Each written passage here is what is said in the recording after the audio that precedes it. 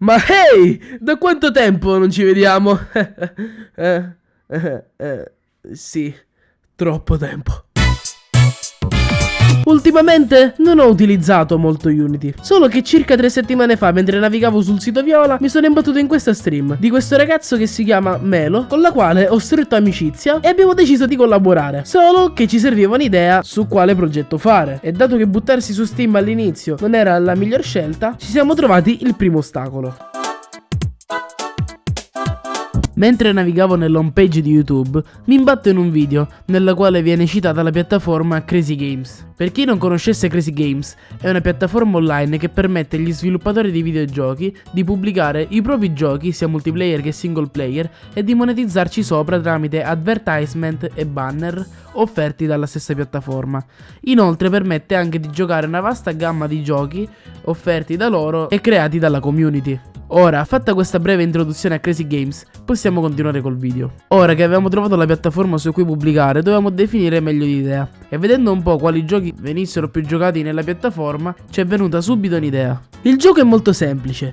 Tu sei una palla di neve che si muove in una distesa innevata e più cammini, più aumenti di score. Il gioco sarà in multiplayer e il tuo obiettivo è sopravvivere fino a che arrivi a 10.000 punti. Se mangerai gli altri player, otterrai la loro score. Mentre in giro per la mappa potrai ottenere vari potenziamenti, che sono palle di neve che sostanzialmente ti danno un numero casuale di palle tra 5 e 30 e dei regali che ti possono dare sia cose buone che cose negative. Detto questo, possiamo iniziare con lo sviluppo effettivo del gioco. Come prima cosa apriamo Unity, apriamo il progetto creato in precedenza e creiamo un semplice movement system e growing system del player all'interno di un player script. Non ho la registrazione nella quale creo tutto questo per il semplice motivo che mi si è spenta la luce mentre registravo. Fatto questo, ci siamo occupati dell'integrazione del multiplayer e di inizializzare l'SDK di Crazy Games. Come prima cosa abbiamo creato una semplice UI in modo tale che appunto si possa vedere lo stato di connessione al server, e successivamente ci siamo occupati di inizializzare il server, di farti entrare in una lobby e di farti entrare successivamente in una stanza nella quale ti connetterai con i tuoi amici. Tutto questo l'abbiamo fatto grazie a Photon. Aspettate però, non vi ho spiegato cos'è Photon, e dato che questo video non è sponsorizzato da nessuno, farò una spiegazione molto superficiale come ho fatto per Crazy Games. Photon è una piattaforma che ti permette di creare i tuoi videogiochi in multiplayer in maniera semplicissima grazie all'integrazione della loro libreria con Unity o qualsiasi altro engine. Inoltre ti offrono dei server gratuiti per lo sviluppo e successivamente una versione a pagamento dei server per il lancio del gioco. Detto questo, possiamo continuare col video. Dopo aver testato il tutto e aver visto che funziona, abbiamo buildato il gioco, solo che c'era un piccolo problema.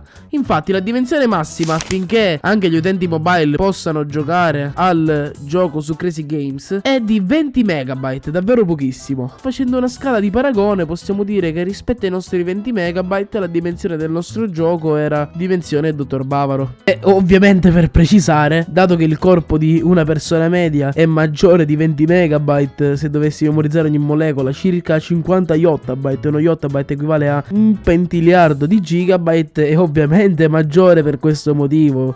Ogni riferimento è puramente casuale e non vuole offendere nessuno. Non mi denunciare, ti prego. Questo significa che abbiamo dovuto fare un bel lavoro di ottimizzazione che ha preso più di 10 ore. Purtroppo non c'ho la registrazione perché in quelle 10 ore era già tanto che non avessi fatto.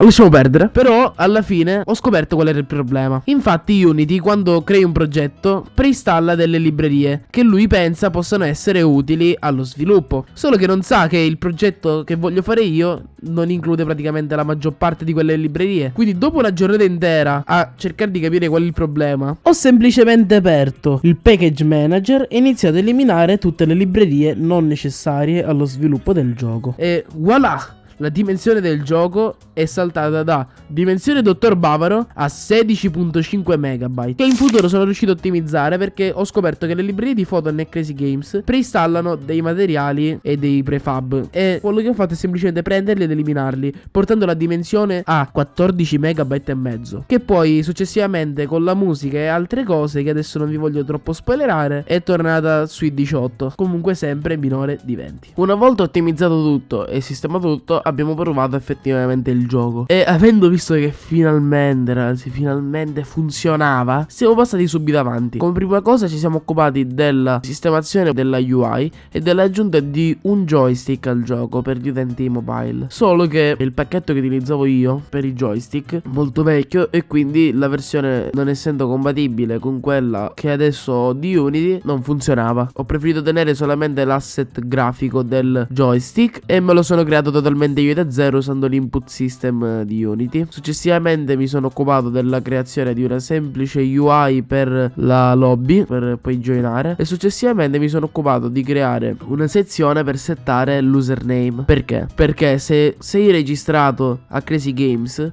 automaticamente lui prenderà il nome che tu hai su Crazy Games, ma se non sei registrato a Crazy Games allora non avrai effettivamente un vero username e quindi dovrai settarlo e per settarlo dovrai guardare la pubblicità. Inoltre mi sono occupato anche di creare una semplice UI che quando il player muore spuntano due tasti, uno per il revive e uno per il quit, e semplicemente cliccando revive puoi rivivere e continuare a giocare, cliccando quit semplicemente esci dalla mappa. Inoltre non ci sono limiti al revive, potete farlo quante volte volete, però ogni revive è una pubblicità, quindi non credo che a molti piaccia. Finora siamo arrivati qui, ora vi mostrerò un po' di gameplay. Ok, il gioco si presenta così, siamo in due schermate, clicchiamo join e effettivamente siamo insieme. Adesso vediamo un po' la score dei player e guardate, il player, quello con la score più grande, adesso andrà collidere con quello con la score più piccola e lo distruggerà ovviamente. Ora guarda, proviamo a cliccare revive e da quel lato si vedrà la pubblicità, proprio come avevamo già detto. Adesso proviamo ad andare entrambi nella stessa identica zona. Arriva nell'altra zona il player, quello che prima era morto, ha superato la score del player che in quel momento era vivo e quindi mangiandolo l'ha ucciso. Proviamo a cliccare quit.